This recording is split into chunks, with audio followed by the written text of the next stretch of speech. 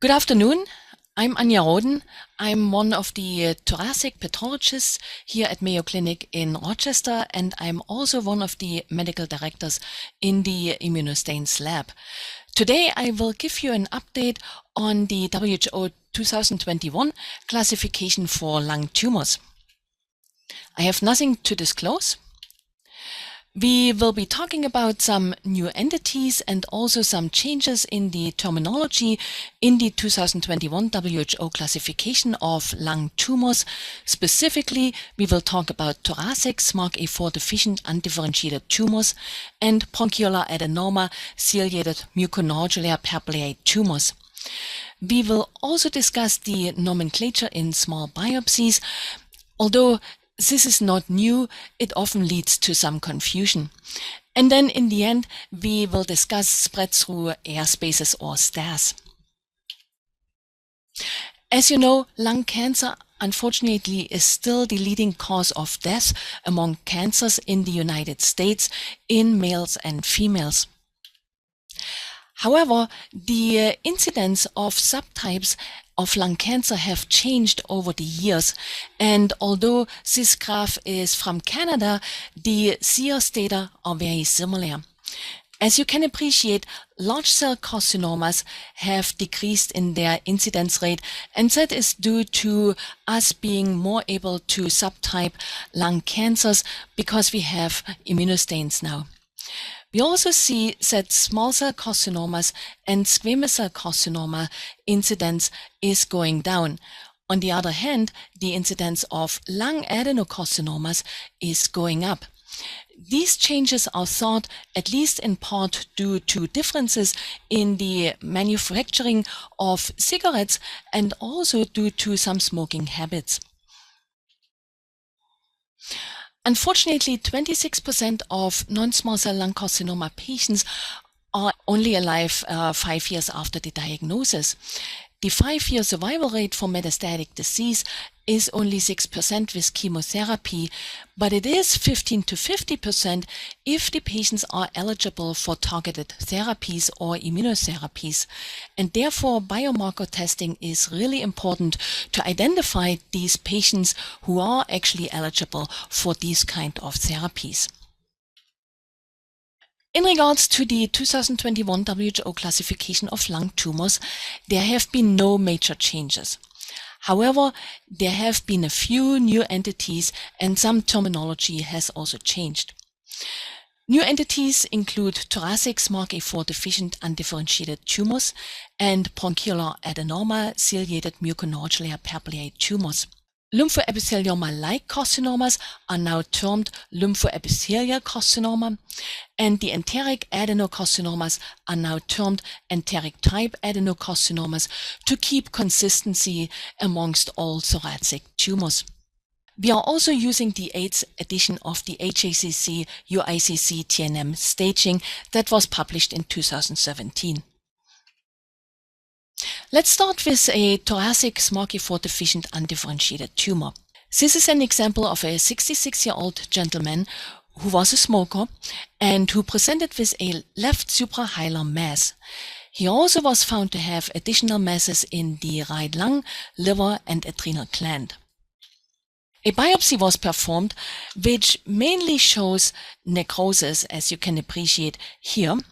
However, there were a few areas of viable tumor cells, which you can appreciate here on the right side.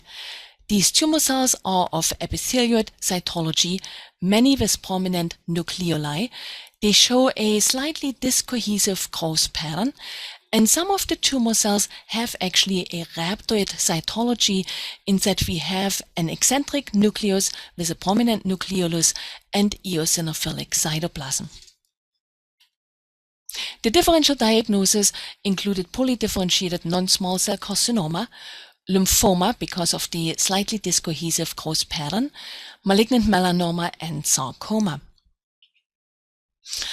Oscar keratin was negative, as were multiple other keratins, NAT, Dasmin, SMA, CD20, CD31, CD45, SAL4, and S100 were also negative, and the expression of INI1 was preserved.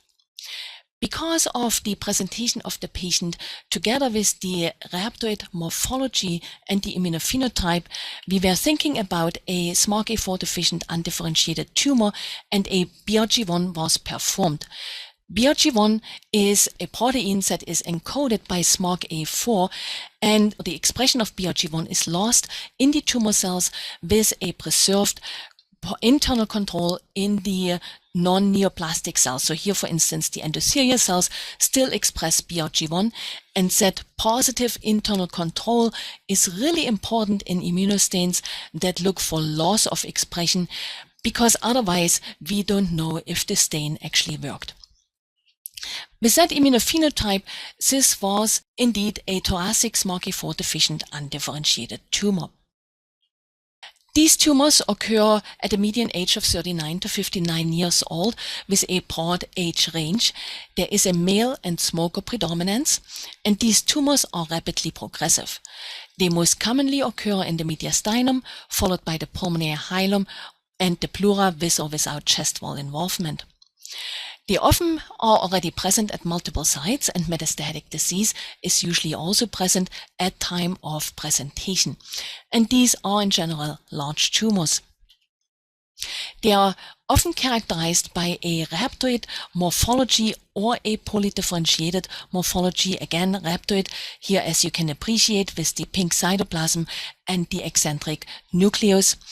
These tumors are variably discohesive, and some of them actually can have a focal myxoid stroma or a desmoplastic small round cell tumor morphology.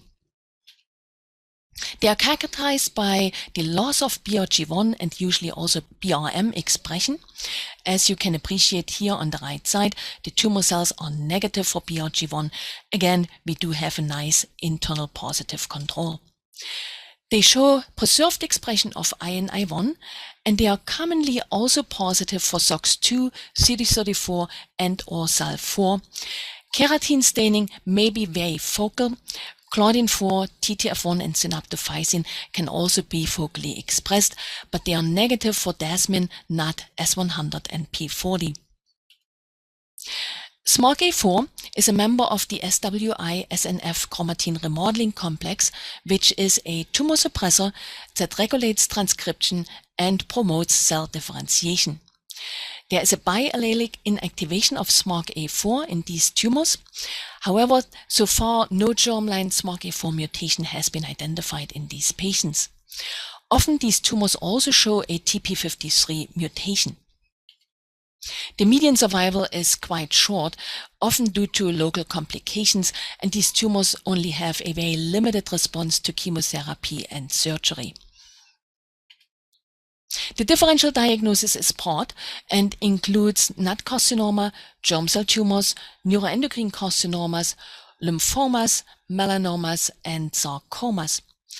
However, some of the non-small cell lung carcinomas can also be SMARCA4 deficient, and there are SMARCA4 deficient carcinomas elsewhere in the body. So let's move on to a bronchial adenoma ciliated muconodular papillae tumor. This is actually a benign entity. So far there has been no recurrences or metastasis.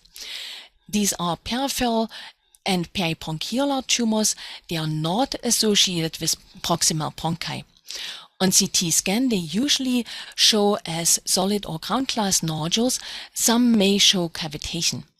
They occur in middle-aged to elderly patients with a median age of 72 years old without any sex predilection. Usually they are quite small. Here's an example of such a tumor. You can appreciate the peribronchial location. Here is a small airway. The tumor is relatively well circumscribed, and the architecture is either papillae or, as in this case, flat and glandular.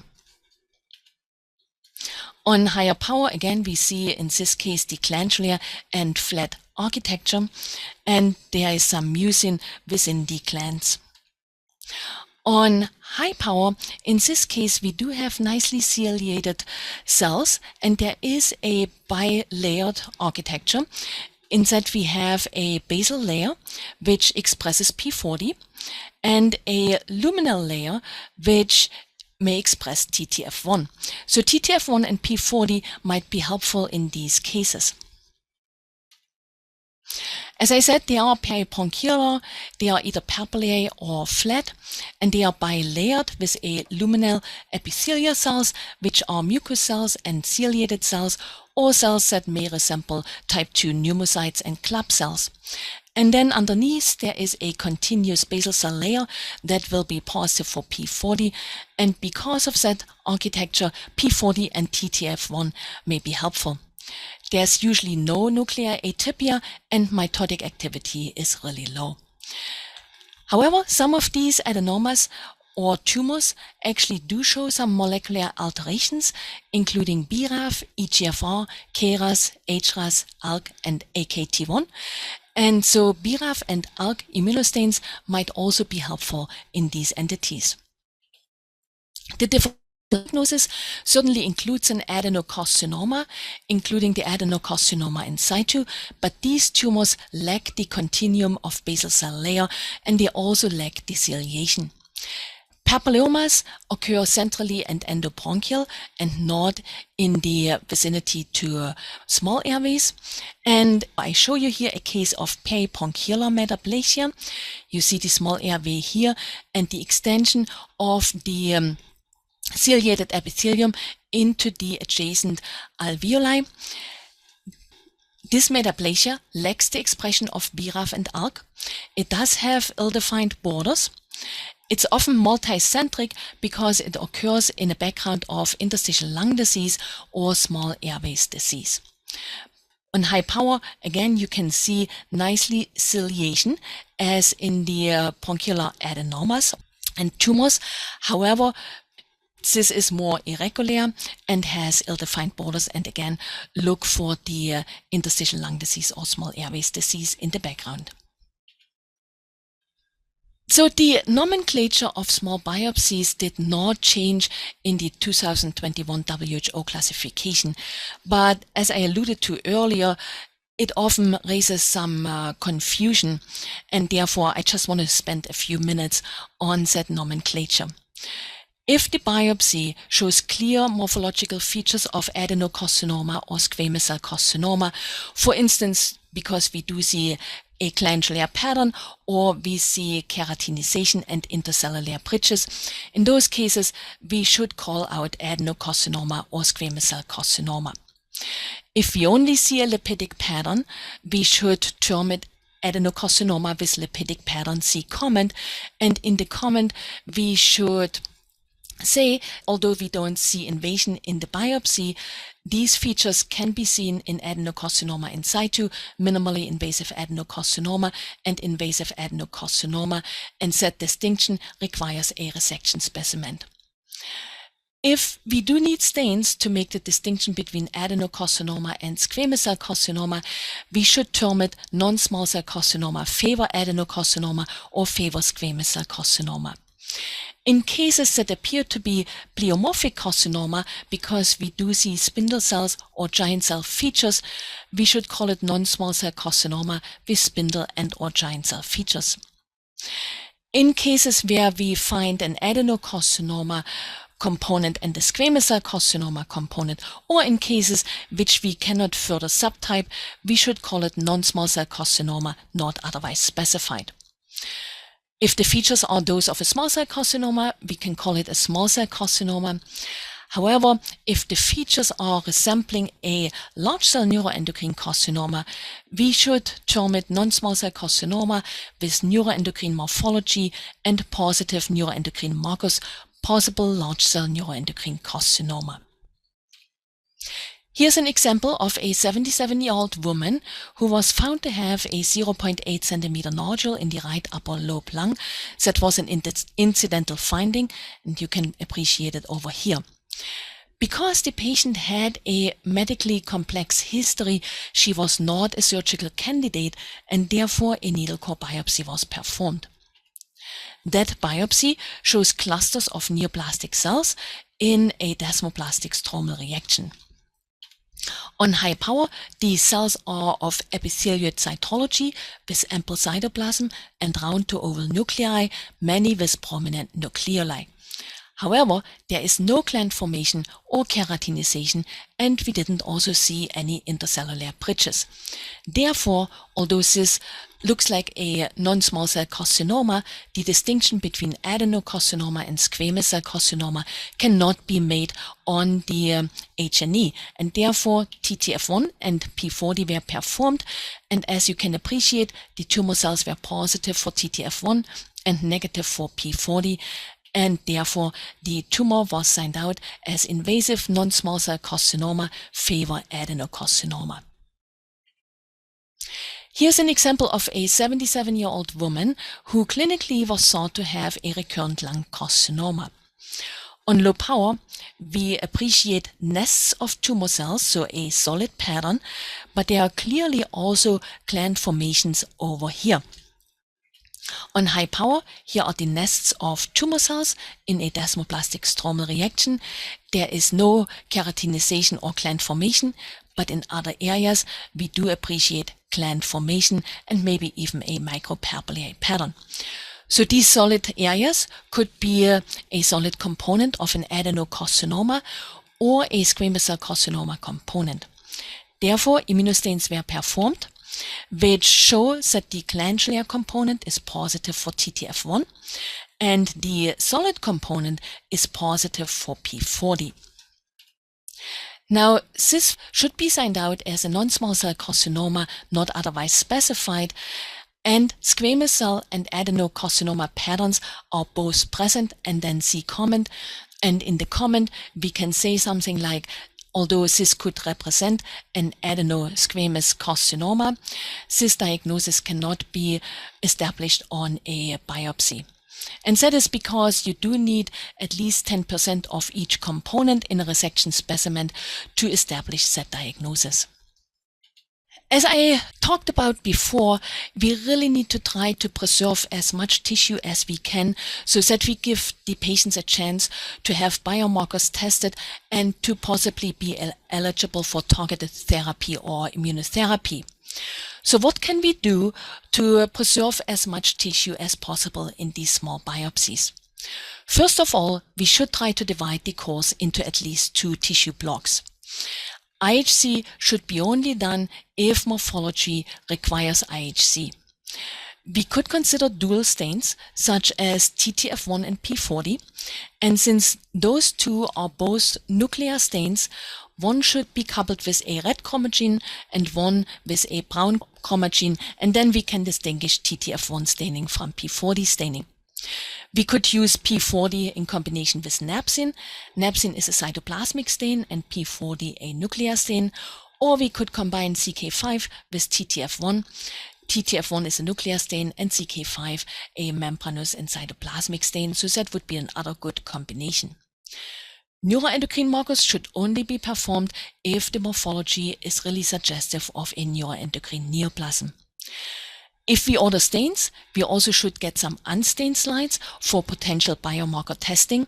However, we need to be aware that the unstained slides have only a short shelf life of optimally 6 weeks, maximally 3 months, but that is already quite long for immunohistochemistry.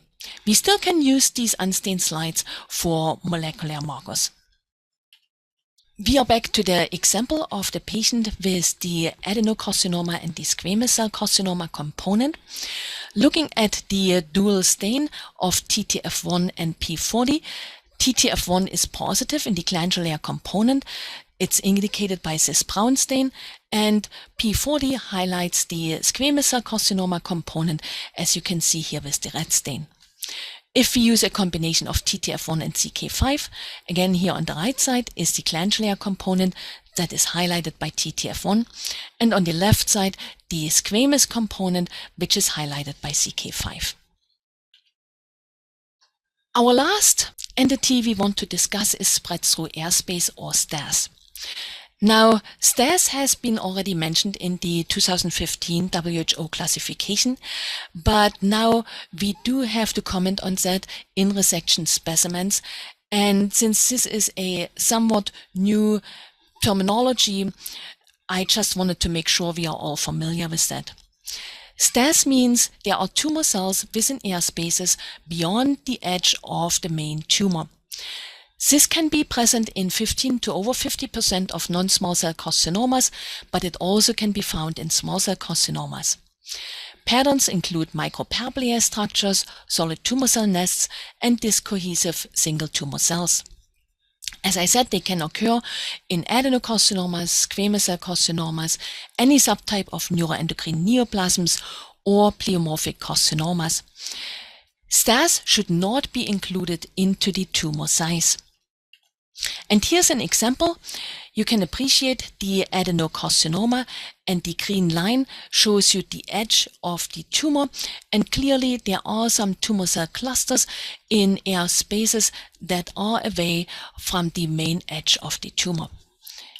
If we look at higher power, here are the tumor cell clusters in air spaces, and they are clearly beyond the edge of the tumor. So this is Stas.